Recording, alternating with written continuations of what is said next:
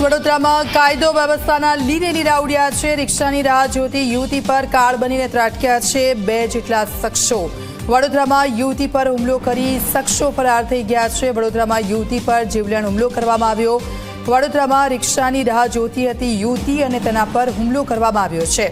શહેરના ઉમા 4 રસ્તા પાસે આ હુમલાની ઘટના બની છે। હાથ પકડીને યુવતીને પ્રવાહી પીવડાવવાનો પણ આરોપ છે। યુવતીને પેટ પર ચપ્પુના ઘા ઝીકીને 2 યુવકોનો હુમલો। પીડિતાને સારવાર માટે એસએસજી હોસ્પિટલ ખાતે લઈ જવામાં આવ્યા છે। બંને હુમલાખોરોએ મોઢા પર કપડું બાંધેલું હતું। એક્ટિવા પર આવેલા બંને હુમલાખોરો ત્યાંથી ફરાર થઈ ગયા છે। તે ટાઈમે રિક્ષા રોકાવતી હતી તો કોઈ પાછળથી 2 છોકરા આવ્યા છે। રૂમાલ બાંધેલો હતો અને એની આંખ કાણીથી છોકરાની એ છોકરાએ એને હાથ પકડીને એને દવા પીરાઈ અને અહીંયા પેટમાં છરીનો ઘા માર્યો છે।